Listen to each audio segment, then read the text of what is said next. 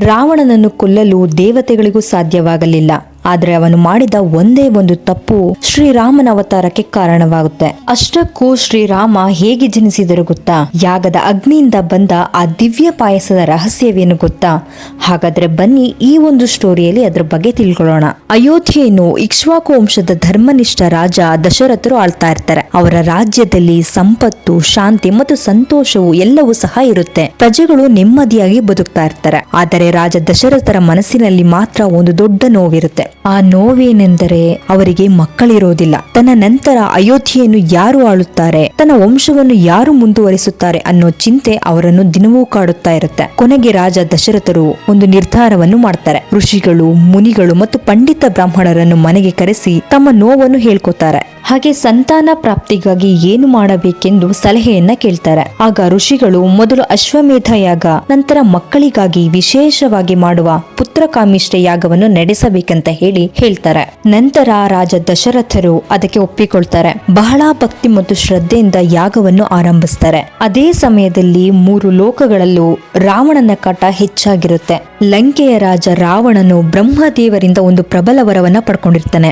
ದೇವತೆಗಳು, ಯಕ್ಷರು, ಗಂಧರ್ವರು ಮತ್ತು ರಾಕ್ಷಸರು ಯಾರಿಂದಲೂ ಸಹ ತನಗೆ ಸಾವು ಬರಬಾರದು ಎಂದು ಒಂದು ವರವನ್ನ ಪಡ್ಕೊಂಡಿರ್ತಾನೆ. ಆ ವರದ ಬಲದಿಂದ ರಾವಣನು ತುಂಬಾ ಅಹಂಕಾರಿಯಾಗಿರ್ತಾನೆ. ಋಷಿ ಮುನಿಗಳ ಯಾಗಗಳನ್ನು ಹಾಳು ಮಾಡ್ತಾ ಇರ್ತಾನೆ. ದೇವತೆಗಳಿಗೂ ಸಹ ತೊಂದರೆಯನ್ನ ಕೊಡ್ತಾ ಇರ್ತಾನೆ. ಅವನ ಅಧರ್ಮದಿಂದ 3 ಲೋಕಗಳಲ್ಲೂ ಭಯ ಆವರಿಸಿರುತ್ತೆ. ಕೊನೆಗೆ ದೇವತೆಗಳೆಲ್ಲರೂ ಬ್ರಹ್ಮದೇವರ ಬಳಿಗೆ ಹೋಗಿ ಪ್ರಾರ್ಥನೆಯನ್ನ ಮಾಡಿಕೊಳ್ತಾರೆ. ಸ್ವಾಮಿ, ರಾವಣನ ಕಾಟವನ್ನು ತಡೆಯಲು ನಮಗೆ ಸಾಧ್ಯವಾಗುತ್ತಿಲ್ಲ. ಅವನಿಂದ ಲೋಕವನ್ನು ಕಾಪಾಡಲು ಯಾವುದಾದರೂ ಮಾರ್ಗವನ್ನು ಹೇಳಿ ಅಂತ ಹೇಳಿ ಬೇಡಿಕೊಳ್ತಾರೆ. ಆಗ ಬ್ರಹ್ಮದೇವರು ಹೇಳ್ತಾರೆ, ರಾವಣನು ದೇವತೆಗಳು, ಯಕ್ಷರು ಮತ್ತು ರಾಕ್ಷಸರಿಂದ ಸಾವು ಬರಬಾರದು ಎಂದು ವರವನ್ನ ಕೇಳಿದ್ದಾನೆ. ಆದರೆ ಮನುಷ್ಯರನ್ನು ದುರ್ಬಲರೆಂದು ಅಹಂಕಾರದಿಂದ ಕಡೆಗಣಿಸಿದ್ದಾನೆ. ಆದ್ದರಿಂದ ಮನುಷ್ಯನಿಂದ ಸಾವು ಬರಬಾರದು ಎಂದು ವರವನ್ನು ಕೇಳಿಲ್ಲ ಅವನ ಅಂತ್ಯ ಒಬ್ಬ ಮನುಷ್ಯನ ಕೈಯಿಂದಲೇ ಆಗುತ್ತದೆ ಅಂತ ಹೇಳಿ ಬ್ರಹ್ಮದೇವರು ಹೇಳ್ತಾರೆ. ಅದೇ ಸಮಯದಲ್ಲಿ ಗರುಡನ ಮೇಲೆ ಶ್ರೀ ಮಹಾವಿಷ್ಣು ಪ್ರತ್ಯಕ್ಷರಾಗ್ತಾರೆ. ದೇವತೆಗಳೆಲ್ಲರೂ ಮಹಾವಿಷ್ಣುವಿಗೆ ನಮಸ್ಕರಿಸಿ, ಸ್ವಾಮಿ, ನೀವು ಮನುಷ್ಯನ ರೂಪದಲ್ಲಿ ಭೂಮಿಗೆ ಅವತಾರ ತಾಳಿ ರಾವಣನನ್ನು ಸಂಹರಿಸಿ ಮತ್ತೆ ಧರ್ಮವನ್ನು ಸ್ಥಾಪಿಸಬೇಕು ಅಂತ ಹೇಳಿ ಪ್ರಾರ್ಥನೆಯನ್ನ ಮಾಡ್ತಾರೆ. ಶ್ರೀ ಮಹಾವಿಷ್ಣು ದೇವತೆಗಳ ಪ್ರಾರ್ಥನೆಯನ್ನು ಒಪ್ಪಿಕೊಳ್ತಾರೆ. ನಾನು ರಾಜ ದಶರಥನ ಮಗನಾಗಿ ಭೂಮಿಯಲ್ಲಿ ಜನ್ಮ ತಾಳುತ್ತೇನೆ. ರಾವಣನನ್ನು, ಅವನ ದುಷ್ಟ ಬಳಗವನ್ನು ನಾಶ ಮಾಡಿ ಧರ್ಮವನ್ನು ಕಾಪಾಡುತ್ತೇನೆ ಅಂತ ಹೇಳಿ ಒಂದು ಭರವಸೆಯನ್ನ ಕೊಡ್ತಾರೆ. ಇತ್ತ ಅಯೋಧ್ಯೆಯಲ್ಲಿ ಪುತ್ರ ಕಾಮಿಷ್ಠ ಯಾಗ ಅಂತಿಮ ಹಂತಕ್ಕೆ ಬಂದಿರುತ್ತೆ. ಋಷಿಗಳ ವೇದ ಮಂತ್ರಗಳು ಎಲ್ಲೆಡೆ ಮುಳುಗ್ತಾ ಇರುತ್ತೆ. ಯಾಗದ ಅಗ್ನಿ ಪ್ರಕಾರವಾಗಿ ಉರಿಯುತ್ತಾ ಇರುತ್ತೆ. ಅಷ್ಟರಲ್ಲಿ ಆ ಅಗ್ನಿಯ ಮಧ್ಯದಿಂದ ಒಬ್ಬ ದಿವ್ಯ ಪುರುಷ ಪ್ರತ್ಯಕ್ಷನಾಗ್ತಾನೆ. ಅವನ ದೇಹ ಬಂಗಾರದಂತೆ ಪ್ರಕಾಶಿಸ್ತಾ ಇರುತ್ತೆ. ಅವನ ಕೈಯಲ್ಲಿ ದಿವ್ಯ ಪಾಯಸ ತುಂಬಿದ ಚಿನ್ನದ ಪಾತ್ರೆ ಇರುತ್ತೆ. ನಂತರ ಅವನು ರಾಜ ದಶರಥನಿಗೆ ಹೇಳ್ತಾರೆ, ರಾಜನೇ, ನಿನ್ನ ಭಕ್ತಿಗೆ ದೇವತೆಗಳು ಮೆಚ್ಚಿದ್ದಾರೆ. ಆ ದಿವ್ಯ ಪಾಯಸವನ್ನು ನಿನ್ನ 3 ರಾಣಿಯರಿಗೆ ಹಂಚು. ಇದನ್ನು ಸೇವಿಸಿದ ನಂತರ ನಿನಗೆ ಮಹಾನ್ ಪುತ್ರರು ಜನಿಸುತ್ತಾರೆ ಅಂತ ಹೇಳ್ತಾರೆ. ರಾಜ ದಶರಥರು ತುಂಬಾ ಸಂತೋಷದಿಂದ ಆ ಪಾತ್ರೆಯನ್ನು ಸ್ವೀಕರಿಸ್ತಾರೆ. ಮೊದಲಿಗೆ ಪಾಯಸದ ಅರ್ಧ ಭಾಗವನ್ನು ಹಿರಿಯ ರಾಣಿ ಕೌಸಲ್ಯಗೆ ಕೊಡ್ತಾರೆ. ನಂತರ 4ನೇ ಒಂದು ಭಾಗವನ್ನು ಸುಮಿತ್ರೆಗೆ ನೀಡ್ತಾರೆ. ಉಳಿದ ಭಾಗದ ಅರ್ಧವನ್ನು ಕೈಕೆಗೆ ಕೊಟ್ಟು ಕೊನೆಯಲ್ಲಿ ಉಳಿದ ಭಾಗವನ್ನು ಮತ್ತೆ ಸುಮಿತ್ರೆಗೆ ನೀಡ್ತಾರೆ.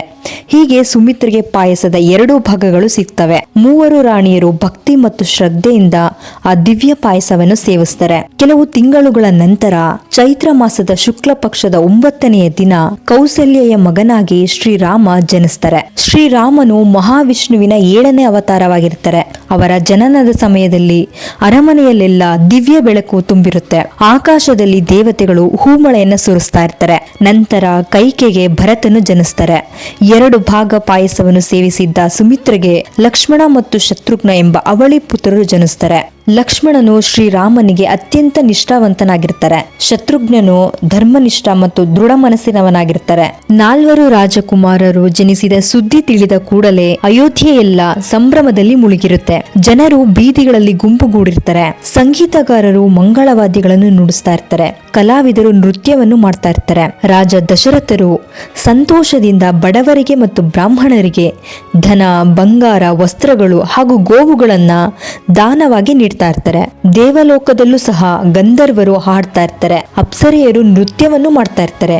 ಆಕಾಶದಿಂದ ಹೂಮಳೆಗಳು ಸುರಿತಾ ಇರುತ್ತೆ. ಶ್ರೀರಾಮನ ಜನನ ಸಾಮಾನ್ಯ ರಾಜಕುಮಾರನ ಜನನವಾಗಿರಲಿಲ್ಲ. ಅದು ರಾವಣನ ಅಧರ್ಮವನ್ನು ಅಂತ್ಯಗೊಳಿಸಲು, ಸಜ್ಜನರನ್ನು ರಕ್ಷಿಸಲು ಮತ್ತು ಲೋಕದಲ್ಲಿ ಮತ್ತೆ ಧರ್ಮವನ್ನು ಸ್ಥಾಪಿಸಲು ಆರಂಭವಾದ ದಿವ್ಯ ಅವತಾರವಾಗಿತ್ತು. ಮರ್ಯಾದ ಪುರುಷೋತ್ತಮ ಶ್ರೀರಾಮನು ಮಗನಾಗಿ ತಂದೆಯ ಮಾತನ್ನು ಗೌರವಿಸ್ತಾರೆ, ಸಹೋದರನಾಗಿ ಪ್ರೀತಿ ಮತ್ತು ತ್ಯಾಗದ ಆದರ್ಶವಾಗ್ತಾರೆ, ಪತಿಯಾಗಿ ಸೀತಾದೇವಿಯ ಮೇಲಿನ ನಿಷ್ಠೆಯನ್ನು ಉಳಿಸ್ಕೊಳ್ತಾರೆ, ರಾಜನಾಗಿ ನ್ಯಾಯ ಮತ್ತು ಧರ್ಮವನ್ನು ಕಾಪಾಡ್ತಾರೆ. ಅಯೋಧ್ಯೆಯ ತೊಟ್ಟಿಲಿನಿಂದ ಆರಂಭವಾದ ಈ ದಿವ್ಯ ಯಾತ್ರೆಯೇ ಮುಂದೆ ಮಹಾನ್ ರಾಮಾಯಣವಾಗಿ ಬೆಳೆಯುತ್ತೆ. ಆದ್ದರಿಂದ ಪ್ರತಿ ವರ್ಷ ಚೈತ್ರ ಮಾಸದ ಶುಕ್ಲ ಪಕ್ಷದ 9ನೆಯ ದಿನವನ್ನು ನಾವು ಶ್ರೀರಾಮನವಮಿ ಎಂದು ಆಚರಿಸುತ್ತೇವೆ. ಅಧರ್ಮ ಎಷ್ಟೇ ಬಲವಾಗಿದ್ದರೂ ಕೊನೆಯಲ್ಲಿ ಧರ್ಮವೇ ಗೆಲ್ಲುತ್ತದೆ. ಕತ್ತಲೆ ಎಷ್ಟೇ ಗಾಢವಾಗಿದ್ದರೂ ಸಹ ಬೆಳಕನ್ನು ಎಂದಿಗೂ ಸೋಲಿಸಲು ಸಾಧ್ಯವಾಗೋದಿಲ್ಲ. ಸ್ನೇಹಿತರೆ, ಈ ಒಂದು ವಿಡಿಯೋ ನಿಮ್ಗೆ ಇಷ್ಟ ಆಗಿದ್ರೆ ದಯವಿಟ್ಟು ಒಂದು ಲೈಕ್ ಕೊಡಿ. ಹಾಗೆ ಇದೇ ತರ ವಿಡಿಯೋಗಾಗಿ ನನ್ನ ಅಕೌಂಟ್ನ ಫಾಲೋ ಮಾಡ್ಕೊಳ್ಳಿ.